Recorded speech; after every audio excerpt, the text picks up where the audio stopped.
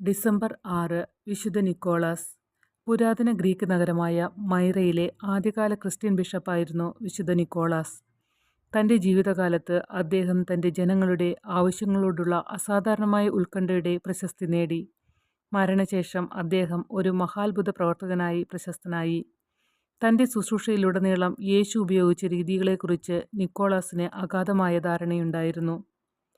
ജനങ്ങൾക്ക് വിശപ്പും ദാഹവുമുണ്ടെങ്കിൽ ദൈവവചനം ശ്രദ്ധിക്കുന്നത് ബുദ്ധിമുട്ടാണെന്ന് അവൻ മനസ്സിലാക്കി. കുട്ടികൾ പട്ടിണി കിടന്ന് മരിക്കുകയാണെങ്കിൽ ദൈവത്തിൽ വിശ്വസിക്കാൻ പോലും പ്രയാസമാണെന്ന് അദ്ദേഹത്തിനറിയാം. ക്രിസ്ത്യാനികൾ എന്ന നിലയിൽ നാം വിശക്കുന്നവരെയും ഏകാന്തത അനുഭവിക്കുന്നവരെയും ദരിദ്രരെയും വിദ്യാഭ്യാസമില്ലാത്തവരെയും സേവിക്കാൻ വിളിക്കപ്പെട്ടിരിക്കുന്നു. അവർ നമ്മുടെ സഹോദരി സഹോദരന്മാരാണ്. അവർ വേഷം മാറിയ യേശുവാണ്. അവർ നമ്മുടെ ഇടയിലുള്ള യേശുവാണ്. വിശുദ്ധ നിക്കോളാസിനെ കുറിച്ച് നിരവധി കഥകളുണ്ട്. അവ സ്നേഹത്തിൻ്റെയും കരുണയുടെയും കഥകളാണ്.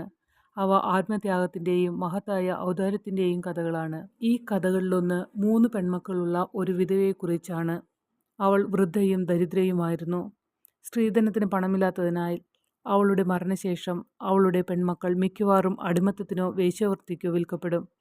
ഒരു രാത്രി എല്ലാവരും ഉറങ്ങിക്കിടക്കുമ്പോൾ നിക്കോളാസ് ആ കുടുംബത്തിൻ്റെ വീടിന് മുകളിലൂടെ വണ്ടി ഓടിച്ച് സ്വർണ്ണ നാണയങ്ങൾ നിറച്ച ചുവന്ന വെൽവെറ്റ് ബാഗ് വൃദ്ധയുടെ വീടിൻ്റെ ജനലിലൂടെ എറിഞ്ഞു.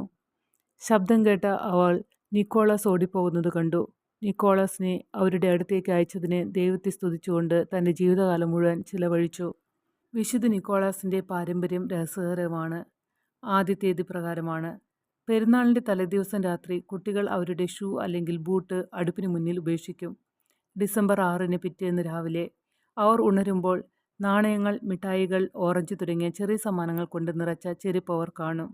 സ്ത്രീധനം ആവശ്യമുള്ള പെൺകുട്ടികൾക്ക് വിശുദ്ധ നിക്കോളാസ് ഉപേക്ഷിച്ച നാണയങ്ങളുടെ സ്മരണയ്ക്കായാണ് നാണയങ്ങൾ നൽകുന്നത്. വിശുദ്ധ നിക്കോളാസ് ആവശ്യമുള്ളവർക്ക് നൽകിയ സ്വർണത്തെ സൂചിപ്പിക്കാൻ ഓറഞ്ച് നൽകുന്നു. വിശുദ്ധ നിക്കോളാസിൻ്റെ ഔദാര്യത്തിൻ്റെ ഇതിഹാസങ്ങളിൽ നിന്നാണ് ഈ പാരമ്പര്യം വരുന്നത്. ഇന്ന് ക്രിസ്തുമസ് ദിനത്തിൽ സാന്താക്ലോസിൻ്റെ ആഘോഷത്തിലേക്ക് നയിച്ചു. ജർമ്മനി, ഓസ്ട്രിയ തുടങ്ങിയ ചില രാജ്യങ്ങളിൽ വിശുദ്ധ നിക്കോളാസ് തൻ്റെ എതിരാളിയായ ക്രാമ്പസിനൊപ്പം ഉണ്ട്. സാന്താക്ലോസിൻ്റെ ഇതിഹാസം പോലെ മോശമായി പെരുമാറുന്ന കുട്ടികളുടെ ഷൂസിൽ കാംബ്രസ് കൽക്കരി ഉപേക്ഷിക്കും. കാംബ്രസിൻ്റെ വികൃതി പട്ടികയിൽ നിന്ന് വിട്ടുനിൽക്കാൻ, ദയാപ്രവൃത്തികളിൽ പങ്കെടുക്കാൻ കുട്ടികളെ ഇത് പ്രോത്സാഹിപ്പിക്കുന്നു.